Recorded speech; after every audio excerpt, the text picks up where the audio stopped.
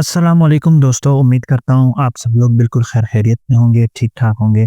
सबसे पहले आप सबको मेरी तरफ से बहुत-बहुत जुम्मा मुबारक। इसी दुआ के साथ कि अल्लाह पाक आप सबकी तमाम जायज़ ख्वाहिशात को पूरा करे। जैसा कि आप सबको मालूम है कि आज जुम्मे का रोज़ है, एक बहुत ही इम्पोर्टेंट दिन है क्रिकेट के हवाले से भी और क्रिकेट के हवाले से भी आज कुछ बड़े फ़ैसले होने हैं, जिनमें से एक आप सबको मालूम है कि आज इंडिया और इंग्लैंड के दरमियान में एक मैच खेला जाएगा पुणे के अंदर, जो कि एक फैसलाकुन मैच होगा और उस मैच के ऊपर बहुत बहुत ज़्यादा नज़रें लगी हुई हैं, हमारी भी नज़र रहेगी।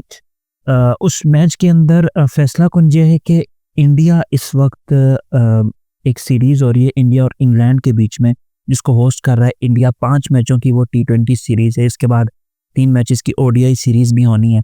तो उन 5 मैचों की टेस्ट सीरीज़ में आखिरी मैच बहुत इंटरेस्टिंग हुआ, जिसके अंदर इंग्लैंड ने अपना इस सीरीज़ के अंदर पहला मैच जीता। पहले दोनों मैचेस उन्होंने हार लिए। इंडिया ऑफ कोर्स बड़ा डोमिनेट कर रही थी, लास्ट मैच में भी उन्होंने डोमिनेट किया, बट उनकी बैटिंग इतनी अच्छी अनफॉर्चुनेटली नहीं चल पाई।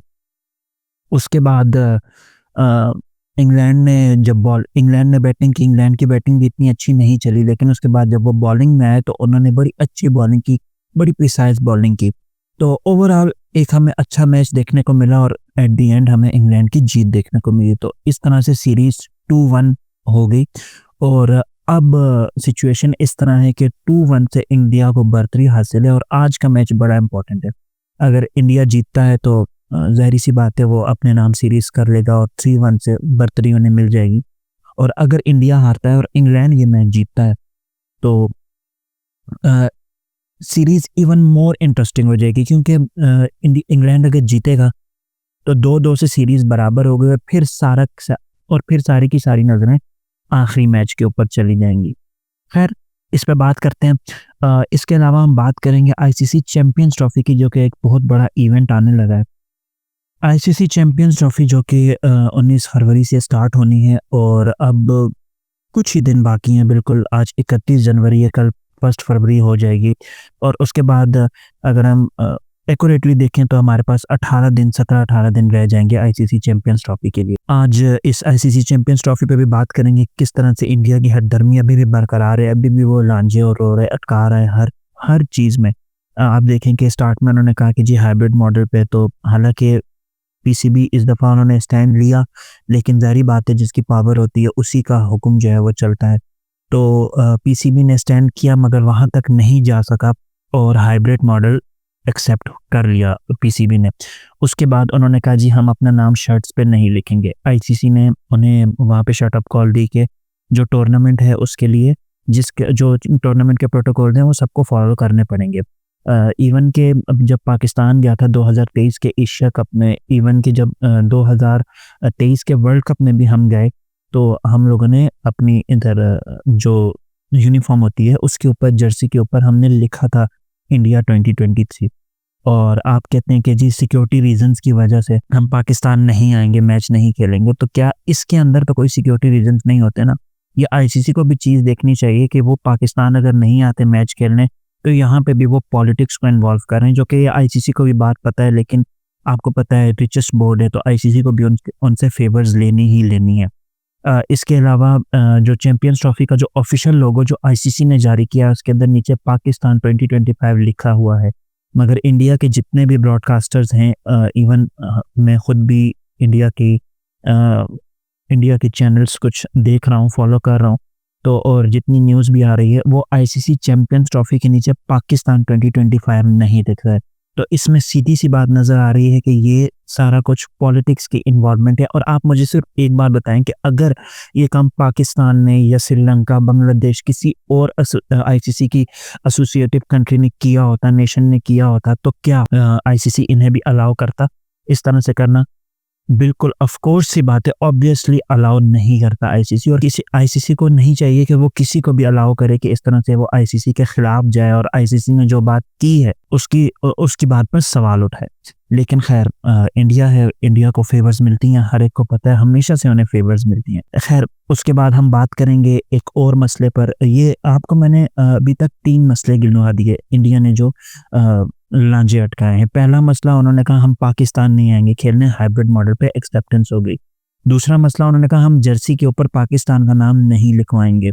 तीसरा मसला जो उनके जो ब्रॉडकास्टर्स हैं, उनके जो न्यूज़ चैनल्स हैं, टीवी चैनल्स हैं, सारे के सारे पाकिस्तान वाला लोगो नहीं इस्तेमाल कर रहे हैं। उन्होंने अपना लोगो बनाया है जिस पे नीचे पाकिस्तान 2025 नहीं लिखा हुआ। अब चौथी बात सालों से चलती हुई आ रही है, हिस्ट्री है आईसीसी के, हमेशा जब भी कोई वर्ल्ड कप होता है या कोई भी कप होता है, आईसीसी का कोई इवेंट होता है, तो उससे पहले एक जो सारे कैप्टन होते हैं उनकी प्रेस कॉन्फ्रेंसेस होती हैं। ना सिर्फ प्रेस कॉन्फ्रेंसेस होती हैं बल्कि एक फ़ोटोशूट भी होता है जो कि ऑफिशियल कैप्टन्स का फ़ोटोशूट होता है। लास्ट टाइम आपको याद होगा, मैं यहाँ पे पिक्चर भी ऐड कर दूंगा कि जो 2023 का वर्ल्ड कप था उसके अंदर सारी की सारी टीम्स ने एक वो ड्रोन फोटोशूट कराया था। उन दिनों वो ट्रेंड बड़ा चल रहा था, वो इस तरह से हाथ ऊपर करके, तो वो सारी फोटोशूट भी हुई थी। उसके अंदर पाकिस्तान के कप्तान बाबर आजम भी गए थे, उस वक्त पाकिस्तान के कप्तान थे, और बाकी दीगर टीमों ने भी उधर शिरकत की थी, सारे कप्तान आए थे। तो ये तो एक मुझे समझ नहीं आ रही कि ये तो एक प्रोटोकॉल है, ये तो एक मतलब आप कह लें जिसको ट्रेंड है, रिवाज है, इसको सारी टीमें फॉलो करती हैं, हर नेशन फॉलो करती है, और इस दफ़ा भी सारे नेशंस कर रही हैं। लेकिन इंडिया आईसीसी का वो लाडला बच्चा है जो कि कहता है कि मैं ये नहीं करूँगा, तो आईसीसी कहता है जी बेटा बिल्कुल कोई मसला नहीं, आप मत करो।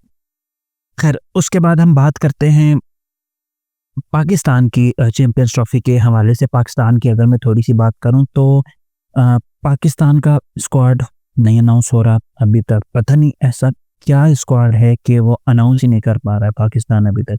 कुछ अफवाहें चल रही हैं, उनके हवाले से बात करते हैं। कुछ प्रिडिक्टिव स्क्वाड्स आ रहे हैं जिसके अंदर फ़खर जमान का नाम भी आ रहा है, जिसके अंदर इमामुल हक का भी नाम आ रहा है। अच्छा, इमामुल हक का अगर शामिल किया जाता है तो ये एक अच्छी पिक होगी। मैंने अपनी पिछली वीडियो में बात की थी कि वो इतने अच्छे इम्पैक्टफुल प्लेयर नहीं है, लेकिन चूंकि पाकिस्तान की पिचेस हैं और पाकिस्तान की पिचेस पे आपको पता है उन्हें एक्सपीरियंस है पीएसएल खेल के और बाकी सीरीज खेल के होम पिचेस पे, तो वो एक अच्छा परफॉर्म कर सकते हैं। बाबर भी पाकिस्तान की पिचेस में चलते हैं, लेकिन वो आपको पता है सिर्फ पीएसएल में, या फिर अगर सीरीज हो जिम्बाब्वे या इस तरह की तो उसमें जो है वो बाबर आजम चलते हैं, बाकी सीरीज में इतना वो नहीं चलते हैं। एक 150 उन्होंने की थी एशिया कप 2023 में, लेकिन वो आप लोगों को पता है नेपाल के अगेंस्ट की थी, तो नेपाल के अगेंस्ट की भी 150 की कोई वैल्यू नहीं है यार। ठीक है, आप मुझे अब ये कोई ना कहे कमेंट में आके कि यार 150 तो 150 होती है। 150 होती है अगर आप वो करो ऑस्ट्रेलिया के अगेंस्ट, अगर आप वो करो इंडिया के अगेंस्ट, अगर आप करो इंग्लैंड के अगेंस्ट, साउथ अफ्रीका के अगेंस्ट, न्यूजीलैंड के against. Nepal first time I थी और उनके अगेंस्ट आपने 150 कर दी, ये कोई 150 नहीं होती। खैर, उसके बाद हम बात करते हैं पाकिस्तान के ग्राउंड्स के हवाले से। ग्राउंड्स बन रहे थे चैंपियंस ट्रॉफी 2025 के लिए। चैंपियंस ट्रॉफी सर पे आ गई, डेडलाइन गुजर गई। डेडलाइन आई गेस 12 फरवरी है ग्राउंड्स के लिए, अगर मैं गलत नहीं हूँ तो 12 फरवरी ग्राउंड्स के लिए डेडलाइन है, और अभी तक ग्राउंड्स पूरे मुकम्मल कंप्लीट नहीं हुए। ऑल्दो बहुत ज़्यादा शक्ल निकल आई है, लेकिन कराची का जो ग्राउंड है वो प्रॉब्लम कर रहा है अभी भी, और अभी भी उसकी अच्छी कोई कंडीशन नहीं निकली है। खैर, इस पे तफसील से एक और वीडियो में बात करेंगे। फिलहाल अब आ जाते हैं ज़रा ये पुणे की पिच के ऊपर और आज के इंडिया और इंग्लैंड के मैच है। तो देखिए, आज का मैंने आपको बताया कि जो इंग्लैंड और इंडिया का मैच है ये काफ़ी अहमियत का हामिल है, और इसी तरह से दोनों टीमों को सोचना पड़ेगा कि यार हमारी क्या स्ट्रेटजी होनी चाहिए कि जैसे हम इस गेम को डोमिनेट कर सकें।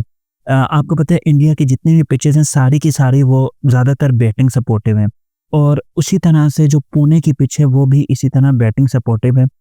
ऑल्दो उधर शुरू के ओवर्स में कुछ में फास्ट बॉलर्स का जो बॉल है वो थोड़ा स्विंग होता है, थोड़ा हवा में हिलता है, घूमता है, लेकिन उसके अलावा क्या कहते हैं इतनी ज़्यादा उसके ऊपर बॉलिंग की कोई सपोर्ट नहीं है। हाँ, नए बॉल से वो थोड़ा सा हिलता है, थोड़ी सी स्विंग उसके अंदर होती है, लेकिन ज़्यादातर ये जो पिच है वो बैटिंग के लिए एक्सीलेंट है।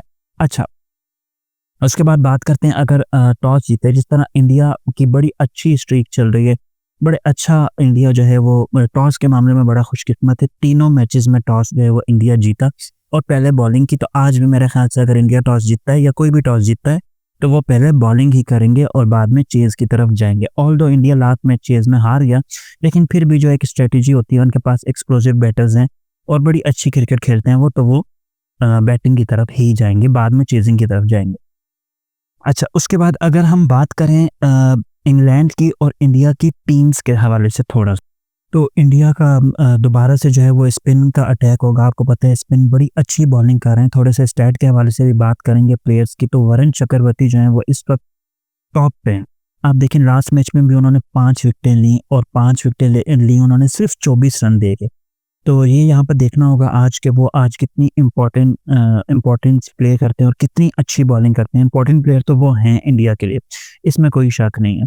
तो अब इंडिया की ज़रा प्रेडिक्टेड 11 की अगर बात करें तो अभिषेक शर्मा खेलेंगे, बिल्कुल खेलेंगे, उनको खिलाया जाएगा। बड़े अच्छे बैट्समैन हैं उनको टॉप ऑर्डर में जो है वो आपको पता है ओपनिंग के अंदर उन्हें तेज़ खेलने का कोई प्लेयर चाहिए।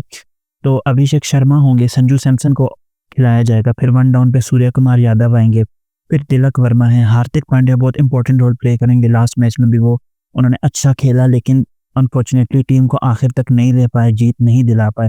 अच्छा, रिंकू सिंह को मेरा ख्याल से आज खिलाना चाहिए क्योंकि एक फैसलाकुन मैच है और आपके पास मिडिल ऑर्डर में मेरा ख्याल से एक ऐसे बैटर की कमी आ रही है जो कि आगे तक आखिर तक मैच लेके जाए। तो रिंकू सिंह के अंदर वो एबिलिटी है, वो टैलेंट है कि वो ना सिर्फ तेज खेलते हैं बल्कि वो आखिर तक मैच को लेके भी जाते हैं। तो रिंकू सिंह को मेरा ख्याल से एक अच्छी चॉइस होंगे, उनको खिलाना चाहिए। अक्षर पटेल इतने, मैंने पिछली वीडियोस में भी अपनी बात की थी, इतने कोई मुझे नहीं समझ आती उन्हें क्यों बार-बार ले लिया जाता है। पुराने स्टैट्स उनके अच्छे हैं बट वो इतनी अच्छी परफॉर्मेंस नहीं दे पाते हैं हमेशा से। इवन अक्षर पटेल तो वो बंदे हैं कि इफ्तिखार अहमद जैसा बंदा उनको 3 छक्के लगा जाता है, वो भी ऑस्ट्रेलिया के अंदर। तो अक्षर पटेल का मेरा ख्याल से आज के मैच में रेस्ट देना चाहिए, ड्रॉप करना चाहिए।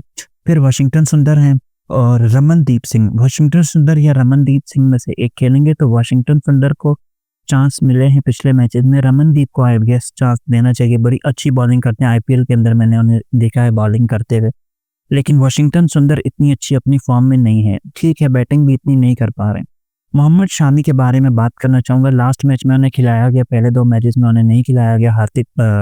अर्शदीप सिंह को खिलाया गया, लास्ट मैच में उन्हें नहीं खिलाया गया। बड़े टाइम बाद उनकी वापसी हुई, 464 डेज के बाद जो है वो मोहम्मद शामी आए और उन्होंने अच्छी बॉलिंग की, रीजनेबल बॉलिंग की। इतना अच्छा परफॉर्म नहीं कर पाए, आई गेस उनकी कोई विकेट भी नहीं है लास्ट मैच में, लेकिन अच्छी परफॉर्मेंस दी उन्होंने। फिर रवि बिश्नोई हैं और उसके बाद वरुण चक्रवर्ती बहुत इंपॉर्टेंट रोल प्ले करेंगे आज के मैच में भी, क्योंकि आपको पता है इंडिया स्पिन से डोमिनेट कर रही है, इंग्लैंड फास्ट बॉलर से डोमिनेट करती है और इंडिया स्पिन से डोमिनेट कर रही है। फिर अगर मैं इंग्लैंड की प्रोबेबल 11 की बात करूं तो फिल सॉल्ट हैं, ऑब्वियसली खेलेंगे।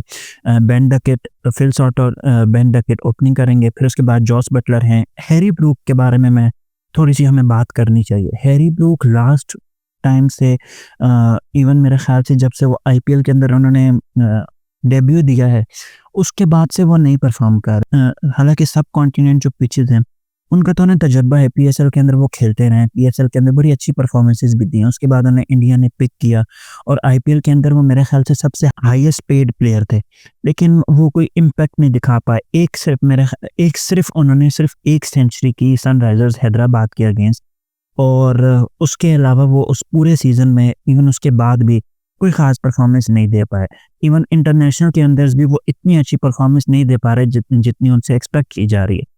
तो देखना पड़ेगा आज क्या कमाल करते हैं, या आज भी जो है वो दोबारा से आउट हो जाते हैं जल्दी और अपनी टीम के लिए कुछ अच्छा परफॉर्म नहीं कर पाते। फिर उसके बाद जेमी स्मिथ या जैकब बैथल, इन दोनों में से किसी एक को खिलाया जाएगा। चूँकि जेमी स्मिथ को चांस दिया गया तो मेरे ख्याल से आज जैकब बैथल को डेब्यू कराया जाएगा इंडिया के अगेंस्ट। फिर जेमी ओवर्टन ने अच्छी बॉलिंग की, लास्ट मैच में बड़ी अच्छी बॉलिंग की, बड़ी इंपॉर्टेंट उन्होंने 2 से 3 विकेटें ली। ब्रेडन कार्स बैटिंग करते हैं, बड़ी अच्छी बैटिंग करते हैं, बॉलिंग भी कर लेते हैं, ऑलराउंडर हैं। तो उसके बाद जोफ्रा आर्चर और मार्क वुड, ये दोनों बड़ी अच्छी इनकी जो है वो पेस का कॉम्बिनेशन है, बड़ी अच्छी बॉलिंग करते हैं। मार्क वुड बड़ी तेज़ बॉल फेंकते हैं, लास्ट मैच में भी हमने देखा बड़ी अच्छी वैरायटी के साथ बॉल डाल रहे थे, उनकी बॉल घूम भी रही थी, अंदर भी आ रही थी। इसी तरह जोफ्रा आर्चर की भी अगर हम बात करें, इवन उनकी अगर हम कैचेस वगैरह देखें, फील्डिंग के हवाले से बात करें तो भी बड़ी अच्छी बॉलिंग करते हैं, बड़ी अच्छी फील्डिंग करते हैं। आखिर में आ जाते हैं आदिल रशीद। जिस तरह से वरुण चक्रवर्ती इंडिया के लिए इंपॉर्टेंट है, इस तरह आदिल रशीद बहुत ज़्यादा इंपॉर्टेंट हैं इंग्लैंड के लिए। आप देखेंगे सब कॉन्टिनेंट की जो भी पिचेस हैं वो इस तरह इतनी अच्छी हैं स्पिन बॉलिंग के लिए, और आदिल रशीद बड़ी ज़बरदस्त बॉलिंग करते हैं। लास्ट मैच में जो उन्होंने विकेट्स ली, लेकिन सबसे जो इम्पोर्टेंट उन्होंने तिलक वर्मा की जो विकेट ली, उस बॉल को अगर आप देखें तो वो इतना ज़्यादा टर्न किया उस बॉल ने, इतना ज़्यादा वो अंदर आई बॉल और बिल्कुल ही क्लूलेस हो गए तिलक वर्मा और आउट हो गए। 82.75 की उस बॉल की स्पीड थी और 5.7 उसके अंदर टर्न था।